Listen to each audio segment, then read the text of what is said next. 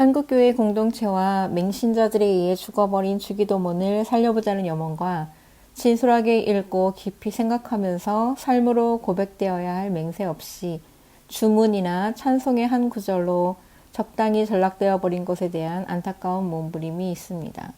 성서의 모든 이야기를 압축한 것이 복음서이고 모든 복음의 요약을 담은 것이 이 기도문이라고 말합니다. 제자들이나 일반 대중에게 보여주기 위하여 만들어낸 것이 아니라 당시 답습되어 온 기도의 틀을 바로잡아주고 그 참뜻을 가르쳐주고자 평소 기도하시던 내용과 형식을 요약한 것입니다. 그래서 마틴 루터는 주기도문을 역사상 가장 끔찍한 순교자라고 말했습니다. 성서의 올바른 이해와 예수 복음의 비유에 대한 참다운 뜻을 기독교인들의 마음에 각인시키고 우리에게 바라시는 삶의 모습 또 예수님을 올바로 바라볼 수 있도록 우리 눈의 렌즈 초점을 맞춰주기 위한 방편이기도 합니다. 주기도문의 시작은 너희는 이렇게 기도하라는 명령으로 시작합니다. 앞에서 기도의 자세와 태도, 장소에 대한 짧은 말씀이 기록되어 있지만 그 이외에도 여러 가지로 자상하신 설명이 있었을 것입니다.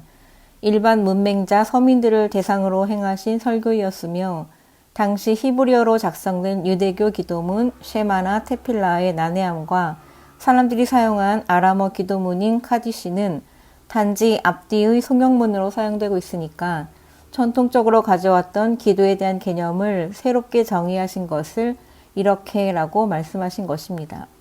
그래서 신성모독죄로 지목되는 기도문의 첫 단어가 아빠인 것입니다. 사실 아버지가 원하는 기도를 드리려면 먼저 마음과 뜻을 모으는 묵상기도가 선행되어 온전히 나를 맡길 수 있는 토대를 만들어야 합니다. 그런 다음 명상기도나 관상기도를 통하여 내가 원하는 것을 찾지 않도록 나의 에고를 잠재워서 창조주와 나 사이에 대화의 통로를 만드는 것입니다. 이제 하나님을 만나 고백하고 그분의 뜻에 순종하는 간구함이 있어야 합니다. 기도를 예배라 부르는 이유가 여기 있으며 예수님께서 이렇게 하라는 일러주심을 깨닫게 됩니다. 2000년 전 유대나라 북의 전통사회에서 철부지 어린아이에게 아빠라는 존재는 무한한 신뢰와 공경의 대상이었으며 권위와 지혜의 상징이면서도 사랑과 은총, 엄격함과 위엄을 통하여 모든 가르침을 주는 가까이 계신 분, 신과 같은 존재이었겠지요. 거룩하신 하나님을 어떻게 아빠라 불렀습니까? 우리는 상상합니다. 그것은 친근하고 은총을 주시며 가깝게 계시기 때문이라고. 왜 가까웠을까요? 예수님의 내면이 하나님의 속성과 하나이며 그 안에 하나님이 있기 때문이었습니다. 그럴 때 절로 호칭이 나옵니다. 아빠라고. 영어로는 데디입니다. 그런데 성장한 우리와 성서에는 다릅니다. 아버지라고 부릅니다. 그건 거리감 때문이 아니겠습니까? 우리의 에고가 성장하면서 종교의 힘이 강해지면서 근원이고 뿌리인 하나님 사이에 거리감이 생겨서 아빠라는 말이 선뜻 나오지 않습니다. 하늘에 계신 아버지는 그저 엄격하고 거룩한 분으로서 우리가 단지 기도 올려야 할 이원적인 대상이니 우리가 감히 아빠라고 부를 수 있는 상대가 아닌 것입니다.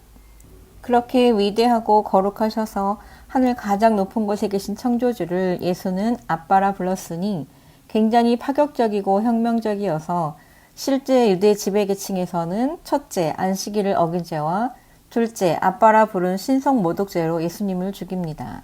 그런 부름을 통해서 자신과 하나님을 대등하게 만들었다고 요한복음 5장 18절.